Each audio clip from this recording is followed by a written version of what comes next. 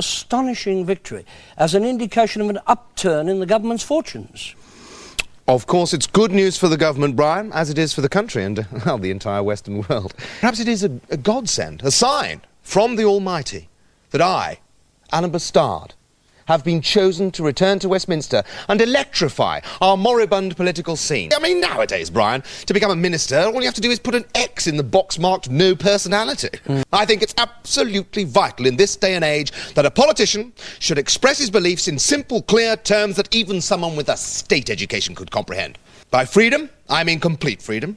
The liberty of the citizen to do whatever he wishes within the most libertarian framework of the law. He should be free to take drugs if he wishes, to indulge in whatever sexual acts his imagination can devise. When was this country the leading industrial power in the world? When we sent children up chimneys, women down mines and trade unionists to Australia. And my fourth point, which again fits perfectly into my overview, concerns the welfare state. In my opinion, this is the single most disastrous development of post-war social policy. The ordinaries know that free medical care awaits them, so what incentive do they have to stay well? As I said, on the record, in 1987, in the good old days, you were poor, you got ill, you died.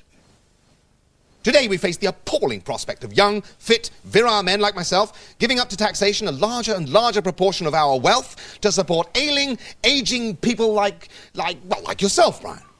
Just because a policy is unpopular does not make it wrong. And one thing I know for certain, the great British public is sick to death of sleaze. And I must agree with them. People seek power as a means to an end. And to what end? Surely it is status, money, power, fast cars, big house, enormous amounts of sex, copious quantities of restricted substances, seats on boards, seats on faces. Why should I burden myself with the paltry trappings of office in this tuppenny-halfpenny country?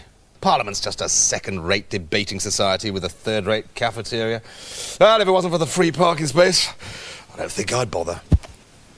Yes, I want power. Yes, I want to put this country back on the map. Yes, and if it means overturning the raddled, decadent, decaying pillars of this third-rate fetid system, then so much the better.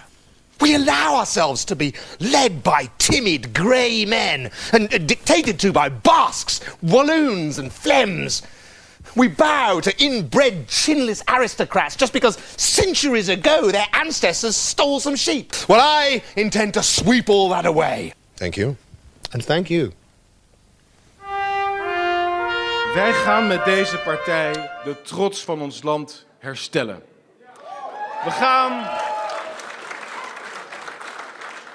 Op deze rots gaan wij onze zuil bouwen. We gaan onze democratie herstellen. En vandaag is de eerste grote veldslag gewonnen. Dank je wel.